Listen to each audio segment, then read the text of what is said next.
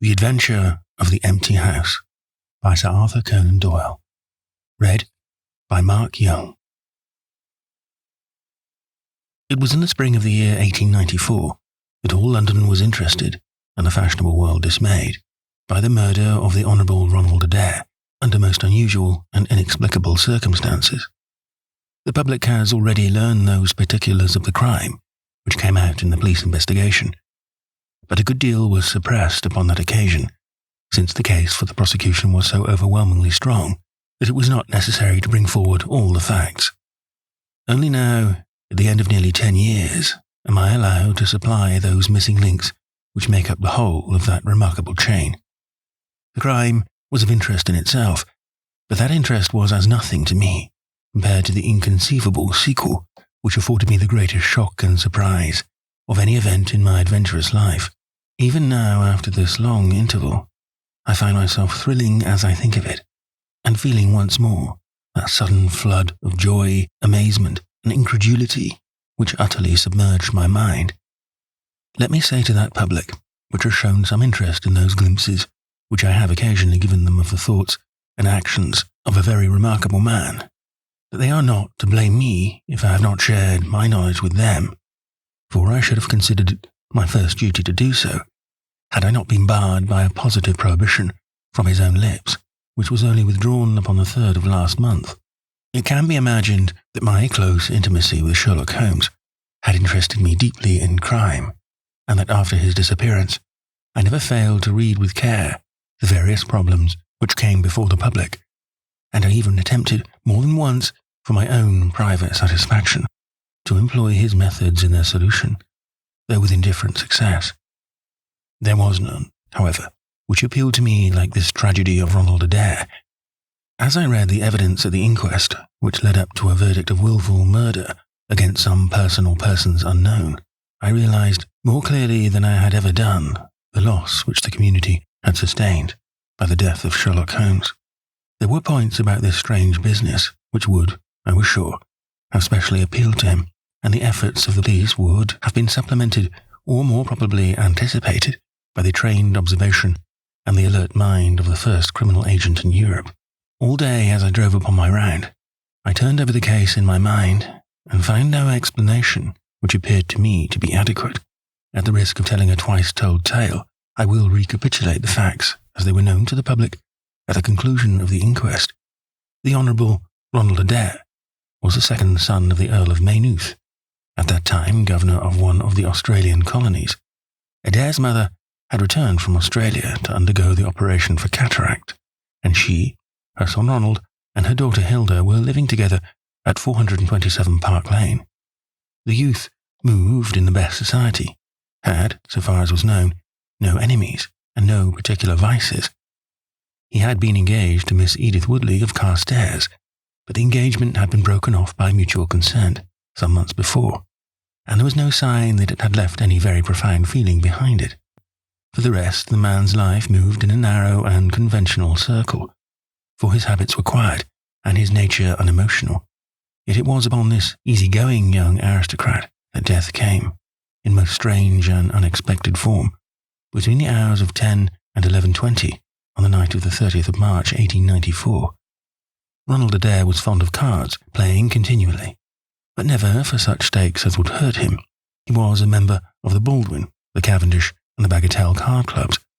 It was shown that after dinner, on the day of his death, he had played a rubber of whist at the latter club. He had also played there in the afternoon. The evidence of those who had played with him, Mr. Murray, Sir John Hardy, and Colonel Moran, showed that the game was whist, and that there was a fairly equal fall of the cards. Adair might have lost £5, but not more. His fortune was a considerable one, and such a loss could not in any way affect him. He had played nearly every day at one club or other, but he was a cautious player, and usually rose a winner. It came out in evidence that in partnership with Colonel Moran, he had actually won as much as £420 in a sitting, some weeks before from Godfrey Milner and Lord Balmoral. So much for his recent history as it came out at the inquest. On the evening of the crime, he returned from the club exactly at 10. His mother and sister were out spending the evening with a relation. The servant deposed that she heard him enter the front room on the second floor, generally used as his sitting room. She had lit a fire there, and as it smoked, she had opened the window. No sound was heard from the room until 11:20, the hour of the return of Lady Maynooth and her daughter. Desiring to say good night, she attempted to enter her son's room. The door was locked on the inside, and no answer could be got to their cries and knocking. Help was obtained, and the door forced. The unfortunate young man was found lying near the table. His head had been horribly mutilated by an expanding revolver bullet, but no weapon of any sort was to be found in the room. On the label lay 2 banknotes for £10 each, and £17.10 in silver and gold, the money arranged in little piles of varying amount. There were some figures also upon a sheet of paper, with the names of some club friends opposite to them, from which it was conjectured that before his death he was endeavouring to make out his losses or winnings at cards. A minute observation of the circumstances served only to make the case more complex. In the first place, no reason could be given why the young man should have fastened the door upon the inside. There was the possibility that the murderer had done this, and had afterwards escaped by the window. The drop was at least 20 feet, however, and a bed of crocuses in full bloom lay beneath. Neither the flowers nor the earth showed any sign of having been disturbed, nor were there any marks upon the narrow strip of grass which separated the house from the road. Apparently, therefore, it was the young man himself who had fastened the door. But how did he come by his death? No one could have climbed up to the window without leaving traces. Suppose a man had fired through the window. He would indeed be a remarkable shot, who could, with a revolver, inflict so deadly a wound. Again, Park Lane is a frequented thoroughfare. There is a cab stand within 100 yards of the house. No one had heard a shot, and yet there was the dead man, and there the revolver bullet, which had mushroomed out, as soft-nosed bullets will, and so inflicted a wound which must have caused instantaneous death. Such were the circumstances of the Park Lane mystery, which were further complicated by entire absence of motive, since, as I have said, young Adair was not known to have any enemy, and no attempt had been made to remove the money or valuables in the room. All day I turned these facts over in my mind, endeavouring to hit upon some theory which could reconcile them all, and to find that line of least resistance which my poor friend had declared to be the starting point of every investigation. I confess that I made little progress. In the evening, I strolled across the park and found myself about 6 o'clock at the Oxford Street end of Park Lane. A group of loafers upon the pavements, all staring up at a particular window, directed me to the house which I had come to see.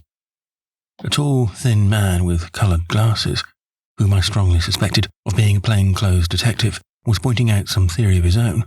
One of the others crowded round him to listen to what he said. I got as near to him as I could, but his observations seemed to me to be absurd, so I withdrew again in some disgust. As I did so, I struck against an elderly, deformed man who had been behind me, and I knocked down several books which he was carrying. I remember that as I picked them up, I observed the title of one of them, The Origin of Tree Worship, and it struck me that the fellow must be some poor bibliophile, who either as a trade or as a hobby was a collector of obscure volumes. I endeavoured to apologize for the accident, but it was evident that these books, which I had so unfortunately maltreated, were very precious objects in the eyes of their owner. With a snarl of contempt, he turned upon his heel, and I saw his curved back and white side whiskers disappear among the throng. My observations of number 427 Park Lane did little to clear up the problem in which I was interested. The house was separated from the street by a low wall and railing, the whole not more than 5 feet high. It was perfectly easy, therefore, for anyone to get into the garden, but the window was entirely inaccessible, since there was no water pipe or anything which could help the most active man to climb it. More puzzled than ever, I retraced my steps to Kensington. I had not been in my study 5 minutes when the maid entered to say that a person desired to see me. To my astonishment, it was none other than my strange old book collector, his sharp, wizen-face peering out from a frame of white hair, and his precious volumes, a dozen of them at least, wedged under his right arm. "You're surprised to see me, sir," said he in a strange, croaking voice. I acknowledged that I was. Well, I've a conscience, sir, and when I chanced to see you go into this house, as I came, hobbling after you, I thought to myself, I'll just step in and see that kind gentleman, and tell him that if I was a bit gruff in my manner, there was not any harm meant, and that I am much obliged to him for picking up my books. You make too much of a trifle, said I. May I ask how you knew who I was? Well, sir, if it isn't too great a liberty, I am a neighbour of yours, for you will find my little bookshop at the corner of Church Street, and very happy to see you, I am sure. Maybe you collect yourself, sir. Here's British Birds and Catullus and the Holy War, a bargain, every one of them. With just 5 volumes, you could just fill that gap on that second shelf. It looks untidy, does it not, sir? I moved my head to look at the cabinet behind me. When I turned again, Sherlock Holmes was standing, smiling at me, across my study table. I rose to my feet, stared at him for some seconds in utter amazement, and then it appears that I must have fainted for the first and the last time in my life. Certainly a grey mist swirled before my eyes, and when it cleared, I found my collar ends undone and a tingling aftertaste of brandy upon my lips. Holmes was bending over my chair, his flask in his hand. My dear Watson, said the well-remembered voice, I owe you 1,000 apologies. I had no idea that you would be so affected. I gripped him by the arms. Holmes, I cried, is it really you? Can it indeed be that you are alive? Is it possible that you succeeded in climbing out of that awful abyss? Wait a moment, said he. Are you sure that you are really fit to discuss things? I have given you a serious shock by my unnecessarily dramatic reappearance. I am all right, but indeed, Holmes, I can hardly believe my eyes. Good heavens, to think that you, of all men, should be standing in my study. Again, I gripped him by the sleeve and felt the thin, sinewy arm beneath it. Well, you're not a spirit anyhow, said I. My dear chap, I'm overjoyed to see you. Sit down and tell me how you came alive out of that dreadful chasm.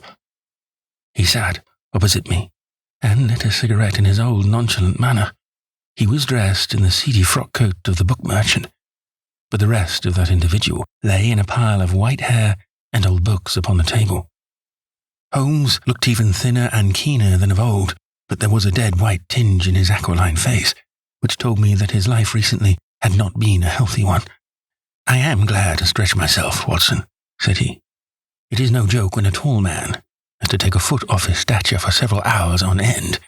Now, my dear fellow, in the matter of these explanations, we have, if I may ask for your cooperation, a hard and dangerous night's work in front of us. Perhaps it will be better if I gave you an account of the whole situation when that work is finished. I'm full of curiosity. I should much prefer to hear now. When you like, and where you like. This is, indeed, like the old days. We shall have time for a mouthful of dinner before we need go. Well then, about that chasm. I had no serious difficulty in getting out of it, for the very simple reason that I was never in it. You were never in it? No, Watson, I never was in it. My note to you was absolutely genuine. I had little doubt that I had come to the end of my career when I perceived the somewhat sinister figure of the late Professor Moriarty standing above the narrow pathway which led to safety. I read an inexorable purpose in his grey eyes. I exchanged some remarks with him, therefore, and obtained his courteous permission to write the short note which you afterwards received. I left it with my cigarette box and my stick, and I walked along the pathway, Moriarty still at my heels. When I reached the end, I stood at bay. He drew no weapon, but he rushed at me and threw his long arms around me. He knew that his own game was up, and was only anxious to revenge himself upon me. We tottered together upon the brink of the fall. I have some knowledge, however, of Baritsu, or the Japanese system of wrestling, which has more than once been very useful to me. I slipped through his grip, and he, with a horrible scream, kicked madly for a few seconds, and clawed the air with both his hands. But for all his efforts, he could not get his balance, and over he went. With my face over the brink, I saw him fall for a long way. Then he struck a rock, bounded off, and splashed into the water. I listened with amazement to this explanation, which Holmes delivered between the puffs of his cigarette.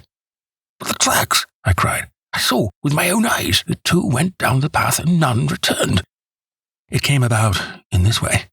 The instant that the professor had disappeared, it struck me what a really extraordinarily lucky chance fate had placed in my way. I knew that Moriarty was not the only man who had sworn my death. There were at least 3 others whose desire for vengeance upon me would only be increased by the death of their leader. They were all most dangerous men. One or other would certainly get me. On the other hand, if all the world was convinced that I was dead, they would take liberties, these men. They would soon lay themselves open, and sooner or later I could destroy them. Then it would be time for me to announce that I was still in the land of the living. So rapidly does the brain act that I believe I had thought this all out before Professor Moriarty had reached the bottom of the Reichenbach Fall. I stood up and examined the rocky wall behind me. In your picturesque account of the matter, which I read with great interest some months later, you assert that the wall was sheer. That was not literally true.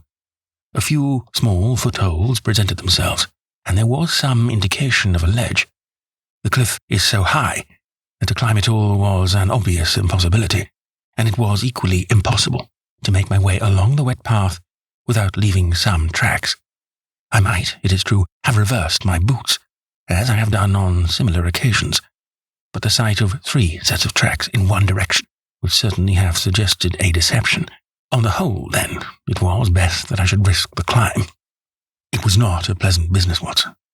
The fall roared beneath me.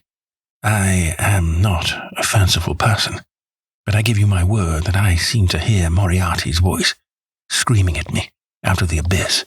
A mistake would have been fatal. More than once, as tufts of grass came out in my hand or my foot slipped in the wet notches of the rock, I thought that I was gone. But I struggled upward, and at last I reached a ledge several feet deep and covered with soft green moss, where I could lie unseen in the most perfect comfort. There I was stretched when you, my dear Watson, and all your following were investigating in the most sympathetic and inefficient manner the circumstances of my death. At last, when you had all formed your inevitable and totally erroneous conclusions, you departed for the hotel, and I was left alone. I had imagined that I had reached the end of my adventures, but a very unexpected occurrence showed me that there were surprises still in store for me. A huge rock, falling from above, boomed past me, struck the path, and bounded over into the chasm. For an instant, I thought that it was an accident, but a moment later, looking up, I saw a man's head against the darkening sky, and another stone struck the very ledge upon which I was stretched, within a foot of my head. Of course, the meaning of this was obvious. Moriarty had not been alone. A confederate, and even that one glance had told me how dangerous a man that confederate was, had kept guard while the professor had attacked me. From a distance, unseen by me, he had been a witness of his friend's death and of my escape. He had waited, and then making his way round to the top of the cliff, he had endeavored to succeed where his comrade had failed. I did not take long to think about it, Watson. Again, I saw that grim face look over the cliff, and I knew that it was the precursor of another stone. I scrambled down onto the path. I don't think I could have done it in cold blood. It was 100 times more difficult than getting up. But I had no time to think of the danger, for another stone sang past me as I hung by my hands from the edge of the ledge. Halfway down I slipped, but by the blessing of God, I landed torn and bleeding upon the path. I took to my heels, did 10 miles over the mountains in the darkness, and a week later I found myself in Florence, with the certainty that no one in the world knew what had become of me. I had only one confidant, my brother Mycroft. I owe you many apologies, my dear Watson, but it was all important that it should be thought that I was dead, and it is quite certain that you would not have written so convincing an account of my unhappy end had you not yourself thought that it was true. Several times during the last 3 years I have taken up my pen to write to you, but I always feared lest your affectionate regard for me should tempt you to some indiscretion which would betray my secret. For that reason, I turned away from you this evening when you upset my books, for I was in danger at the time, and any show of surprise and emotion upon your part might have drawn attention to my identity and led to the most deplorable and irreparable results. As to Mycroft, I had to confide in him in order to obtain the money which I needed. The course of events in London did not run so well as I had hoped, for the trial of the Moriarty gang left two of its most dangerous members, my own most vindictive enemies, at liberty. I travelled for 2 years in Tibet, therefore, and amused myself by visiting Lhasa and spending some days with the head lama. You may have read of the remarkable explorations of a Norwegian named Sigerson, but I am sure that it never occurred to you that you were receiving news of your friend. I then passed through Persia, looked in at Mecca, and paid a short but interesting visit to the Khalifa at Khartoum, the results of which I have communicated to the Foreign Office. Returning to France, I spent some months in research into the coal tar derivatives, which I conducted in a laboratory at Montpellier, in the south of France.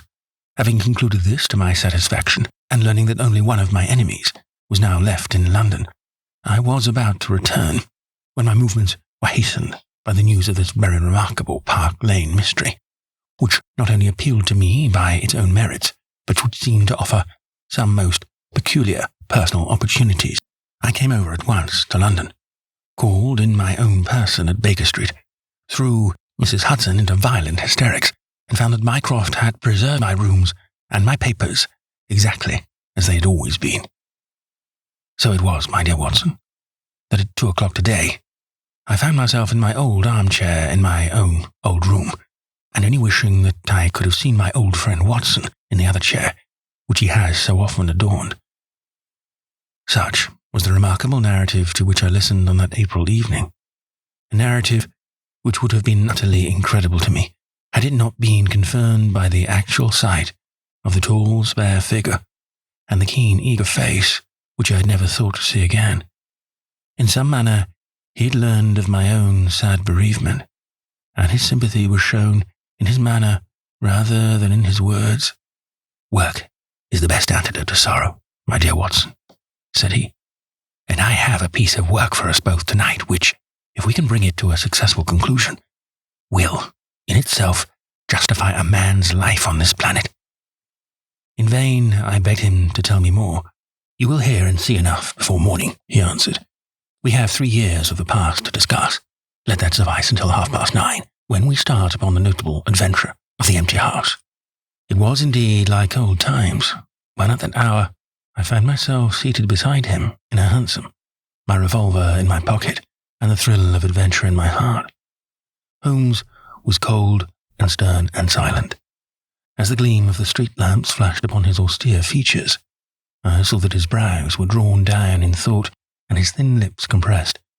I knew not what wild beast we were about to hunt down in the dark jungle of criminal London, but I was well assured, from the bearing of this master huntsman, that the adventure was a most grave one, while the sardonic smile, which occasionally broke through his ascetic gloom, boded little good for the object of our quest. I had imagined that we were bound for Baker Street, but Holmes stopped the cab at the corner of Cavendish Square. I observed that as he stepped out, he gave a most searching glance to right and left, and at every subsequent street corner he took the utmost pains to assure that he was not followed. Our route was certainly a singular one. Holmes's knowledge of the byways of London was extraordinary, and on this occasion he passed rapidly and with an assured step through a network of mews and stables, the very existence of which I had never known. We emerged, at last, into a small road, lined with old gloomy houses, which led us into Manchester Street, and so to Blandford Street. Here he turned swiftly down a narrow passage, passed through a wooden gate into a deserted yard, and then opened with a key the back door of a house. We entered together, and he closed it behind us. The place was pitch dark, but it was evident to me that it was an empty house. Our feet creaked and crackled over the bare planking, and my outstretched hand touched a wall from which the paper was hanging in ribbons. Holmes's cold, thin fingers closed round my wrist and led me forward down a long hall, until I dimly saw the murky fanlight over the door.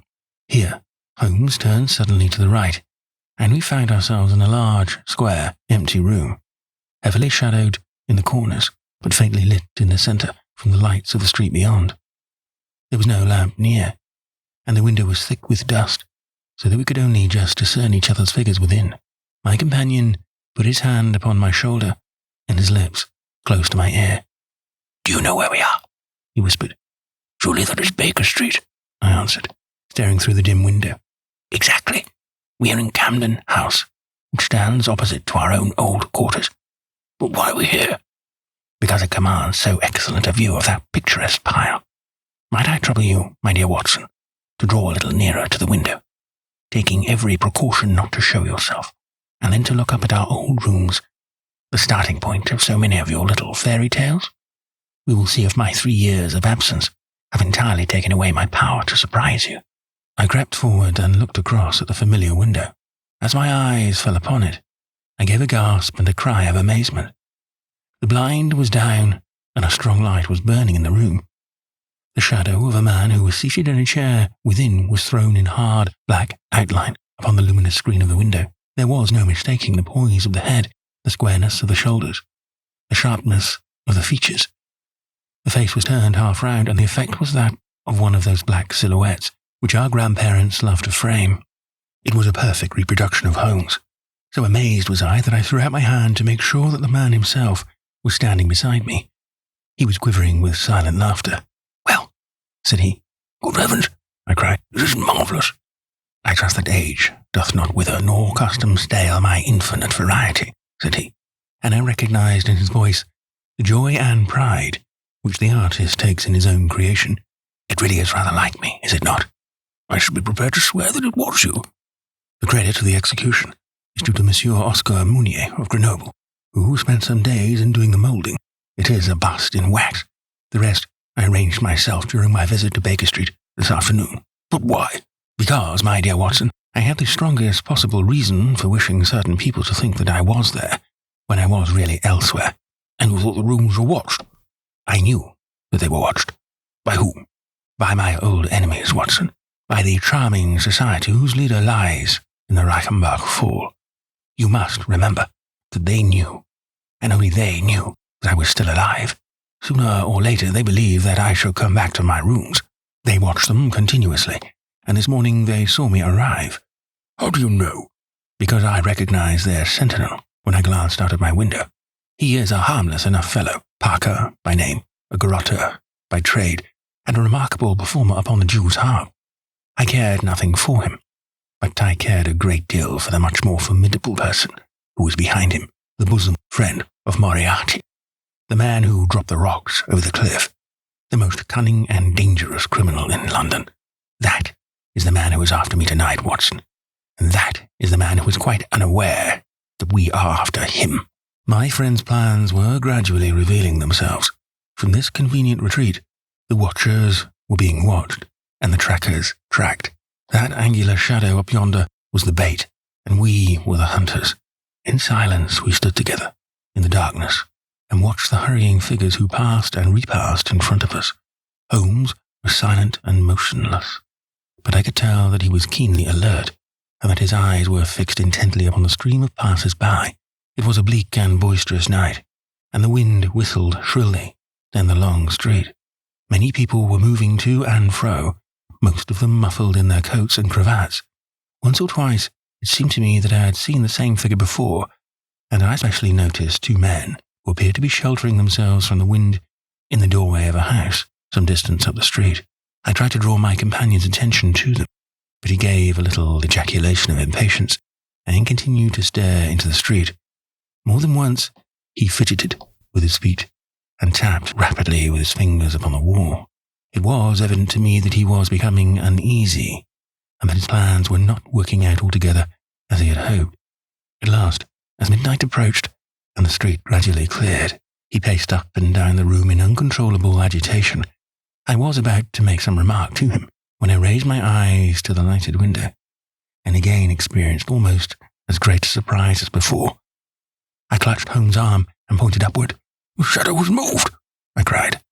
It was indeed no longer the profile, but the back which was turned to us.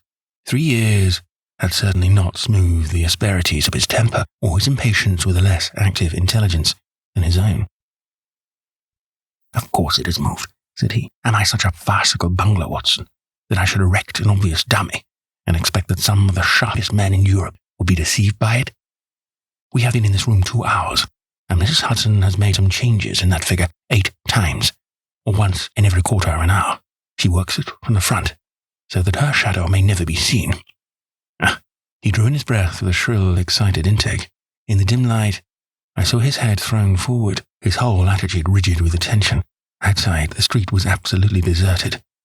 Those 2 men might still be crouching in the doorway, but I could no longer see them. All was still and dark, save only that brilliant yellow screen in front of us, with the black figure outlined upon its centre. Again, in the utter silence, I heard that thin, sibilant note which spoke of intense, suppressed excitement. An instant later, he pulled me back into the blackest corner of the room, and I felt his warning hand upon my lips. The fingers which clutched me were quivering. Never had I known my friend more moved, and yet the dark street still stretched lonely and motionless before us. But suddenly, I was aware of that which his keener senses had already distinguished. A low, stealthy sound came to my ears, not from the direction of Baker Street, but from the back of the very house in which we lay concealed. A door opened and shut. An instant later, steps crept down the passage, steps which were meant to be silent, but which reverberated harshly through the empty house. Holmes crouched back against the wall, and I did the same, my hand closing upon the handle of my revolver. Peering through the gloom, I saw the vague outline of a man, a shade blacker than the blackness of the open door. He stood for an instant, and then he crept forward, crouching, menacing, into the room.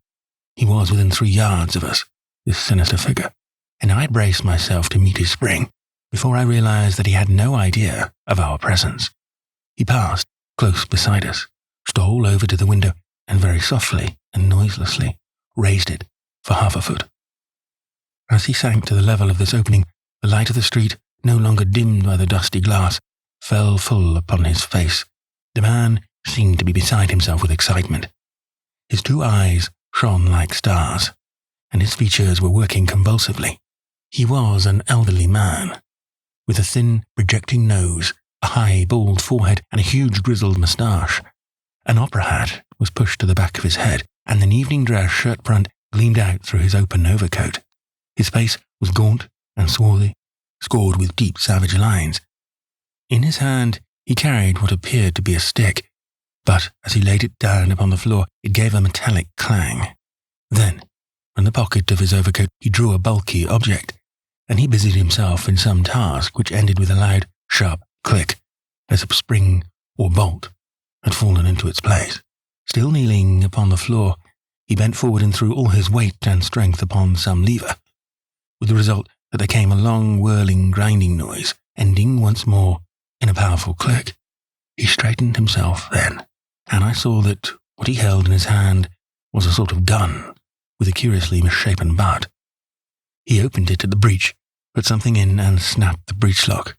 Then, crouching down, he rested the end of the barrel upon the ledge of the open window, and I saw his long moustache droop over the stock and his eye gleam as it peered along the sides. I heard a little sigh of satisfaction as he cuddled the butt into his shoulder and saw that amazing target, the black man on the yellow ground, standing clear at the end of his foresight. For an instant, he was rigid and motionless. Then his finger tightened on the trigger. There was a strange, loud whiz and a long silvery tinkle of broken glass. At that instant, Holmes sprang like a tiger onto the marksman's back and hurled him flat upon his face. He was up again in a moment, and with convulsive strength, he seized Holmes by the throat, but I struck him on the head with the butt of my revolver, and he dropped again upon the floor. I fell upon him, and as I held him, my comrade blew a shrill call upon a whistle. There was the clatter of running feet upon the pavement, and 2 policemen in uniform with 1 plainclothes detective rushed through the front entrance and into the room. "That you, Lestrade?" said Holmes. "Yes, Mr. Holmes. I took the job myself. It's good to see you back in London, sir. I think you want a little unofficial help. 3 undetected murders in 1 year won't do, Lestrade. But you handled the Molesley mystery with less than your usual. That's to say, you handled it very well." We had all risen to our feet, our prisoner breathing hard, with a stalwart constable on each side of him. Already, a few loiterers had begun to collect in the street. Holmes stepped up to the window, closed it, and dropped the blinds. Lestrade had produced 2 candles and the policemen had uncovered their lanterns, I was able at last to have a good look at our prisoner. It was a tremendously virile and yet sinister face, which was turned towards us, with the brow of a philosopher above and the jaw of a sensualist below. The man must have started with great capacities for good or for evil, but one could not look upon his cruel blue eyes, with the drooling, cynical lids, or upon the fierce, aggressive nose and the threatening, deep-lined brow, without reading nature's plainest danger signals. He took no heed of any of us, but his eyes were fixed upon Holmes's face with an expression in which hatred and amazement were equally blended. "You fiend," he kept on muttering. "You clever, clever fiend." "Ah, Colonel," said Holmes, arranging his rumpled collar, "journeys end in lovers' meetings, as the old play says. I don't think I have had the pleasure of seeing you since you favoured me with those attentions as I lay on the ledge above the Reichenbach Falls." The Colonel still stared at my friend like a man in a trance. "You cunning, cunning fiend," was all that he could say. "I have not introduced you yet," said Holmes. "This gentleman is Colonel Sebastian Moran, once of Her Majesty's Indian Army, and the best heavy game shot that our Eastern Empire has ever produced. I believe I am correct, Colonel, in saying that your bag of tigers still remains unrivaled." The fierce old man said nothing, still glared at my companion. With his savage eyes and bristling moustache, he was wonderfully like a tiger himself. "I wondered that my very simple stratagem could deceive so old a shikari," said Holmes. "It must be very familiar to you. Have you not tethered a young kid under a tree, lain above it with your rifle, and waited for the bait to bring up your tiger? This empty house is my tree, and you are my tiger. You have possibly had other guns in reserve in case there should be several tigers, or in the unlikely supposition of your own aim failing you. These," he pointed around, "are my other guns. The parallel is exact." Colonel Moran sprang forward with a snarl of rage, but the constables dragged him back. The fury upon his face was terrible to look at. "I confess that you had one small surprise for me," said Holmes. "I did not anticipate that you would yourself make use of this empty house and this convenient front window. I had imagined you as operating from the street, where my friend Lestrade and his merry men were awaiting you. With that exception, all has gone as I expected." Colonel Moran turned to the official detective. "You may or may not have just cause for arresting me," said he, "but at least there can be no reason why I should submit to the jibes of this person. If I am in the hands of the law, let things be done in a legal way." "Well, that's reasonable enough," said Lestrade. "Nothing further you have to say, Mr. Holmes, before we go?" Holmes had picked up the powerful air gun from the floor and was examining its mechanism. "An admirable and unique weapon," said he, "noiseless and of tremendous power. I know von Herder, the blind German mechanic who constructed it to the order of the late Professor Moriarty. For years I have been aware of its existence, though I have never before had the opportunity of handling it. I commend it very specially to your attention, Lestrade, and also the bullets which fit it." "You can trust us to look after that, Mr. Holmes," said Lestrade, as the whole party moved towards the door. "Anything further to say?" "Only to ask what charges you intend to prefer." "What charges, sir? Why, of course, the attempted murder of Mr. Sherlock Holmes." "Not so, Lestrade. I do not propose to appear in the matter at all. To you and to you only belongs the credit of the remarkable arrest. Yes, Lestrade, I congratulate you. With your usual happy mixture of cunning and audacity, you have got him." "Got him? Got whom, Mr. Holmes?" "The man that the whole force has been seeking in vain, Colonel Sebastian Moran, who shot the Honourable Ronald Adair with an expanding bullet from an air gun through the open window of the second floor of number 427 Park Lane upon the 13th of last month. That's the charge, Lestrade. And now, Watson, if you can endure the draught from a broken window, I think that half an hour in my study over a cigar may afford you some profitable amusement. Our old chambers have been left unchanged through the supervision of Mycroft Holmes and the immediate care of Mrs. Hudson. As I entered, I saw, it is true, an unwonted tidiness, but the old landmarks were all in their place. There were the chemical corner and the acid-stained deal-top table.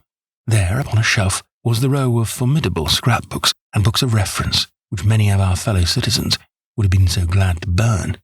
The diagrams, the violin case, and the pipe rack. Even the Persian slipper, which contained the tobacco. All met my eyes as I glanced round me. There were 2 occupants of the room. One, Mrs. Hudson, who beamed upon us both as we entered. The other, a strange dummy, which had played so important a part in the evening's adventures. It was a wax-coloured model of my friend, so admirably done that it was a perfect facsimile. It stood on a small pedestal table with an old dressing gown of Holmes's, so draped round it that the illusion from the street was absolutely perfect. "I hope you observed all precautions, Mrs. Hudson," said Holmes. "I went to it on my knees, sir, just as you told me." "Excellent. You carried the thing out very well. Did you observe where the bullet went?"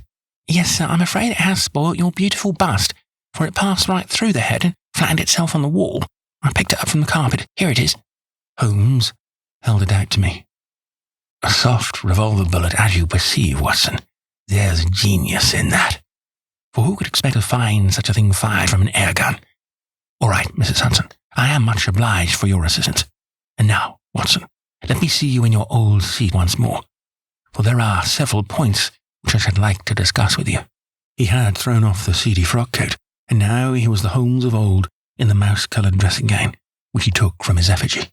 "The old shikari's nerves have not lost their steadiness, nor his eyes their keenness," he said with a laugh, as he inspected the shattered forehead of his bust, plumb in the middle of the back of the head, and smack through the brain. "He was the best shot in India, and I expect that there are few better in London. Have you heard the name?" "No, I've not." Well, such is fame. But then, if I remember right, you have not heard the name of Professor James Moriarty, who had one of the great brains of the century. Just give me down my index of biographies from the shelf." He turned over the pages lazily, leaning back in his chair and blowing great clouds from his cigar. "My collection of M's is a fine one," said he. "Moriarty himself is enough to make any letter illustrious. And here is Morgan the poisoner, and Merridew, of abominable memory, and Matthews, who knocked out my left canine in the waiting room at Charing Cross. And finally, here is our friend of tonight." He handed over the book, and I read. Moran, Sebastian, Colonel, unemployed. Formerly First Bangalore Pioneers. Born London, 1840. Son of Sir Augustus Moran, C.B. Once British Minister to Persia. Educated Eton and Oxford. Served in Jawaki Campaign, Afghan Campaign, Cherasiab Dispatches, Sherpa, and Kabul. Author of Heavy Game of the Western Himalayas, 1881. 3 Months in the Jungle, 1884. Address, Conduit Street. Clubs, the Anglo-Indian, the Tankerville, the Bagatelle Card Club. On the margin was written, in Holmes's precise hand, "The second most dangerous man in London." "This is astonishing," said I, as I handed back the volume. "The man's career is that of an honourable soldier." "It is true," Holmes answered. "Up to a certain point he did well. He was always a man of iron nerve, and the story is still told in India, how he crawled down a drain after a wounded man-eating tiger. There are some trees, Watson, which grow to a certain height, and then they suddenly develop some unsightly eccentricity. You will see it often in humans. I have a theory that the individual represents in his development the whole procession of his ancestors, and that such a sudden turn to good or evil stands for some strong influence which came to the line of his pedigree. A person becomes, as it were, the epitome of the history of his own family. It is surely rather fanciful. Well, I don't insist upon it. Whatever the cause, Colonel Moran began to go wrong. Without any open scandal, he still made India too hot to hold him. He retired, came to London, and again acquired an evil name. It was at this time that he was sought out by Professor Moriarty, to whom for a time he was chief of the staff. Moriarty supplied him liberally with money, and used him only in 1 or 2 very high-class jobs, which no ordinary criminal could have undertaken. You may have some recollection of the death of Mrs. Stewart of Lauder in 1887. Not? Well, I am sure Moran was at the bottom of it, but nothing could be proved.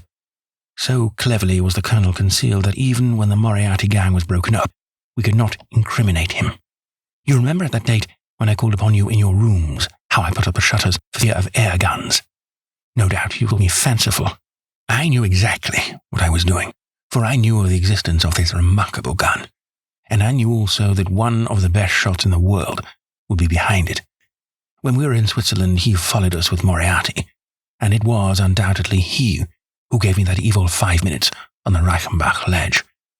You may think that I read the papers with some attention during my sojourn in France, on the lookout for any chance of laying him by the heels. So long as he was free in London, my life would really not have been worth living. Night and day, the shadow would have been over me, and sooner or later his chance must have come. What could I do? I could not shoot him at sight, or I should myself be in the dock. There was no use appealing to a magistrate. They cannot interfere on the strength of what would appear to them to be a wild suspicion. So I could do nothing, but I watched the criminal news, knowing that sooner or later I should get him. Then came the death of this Ronald Adair. My chance had come at last. Knowing what I did, was it not certain that Colonel Moran had done it?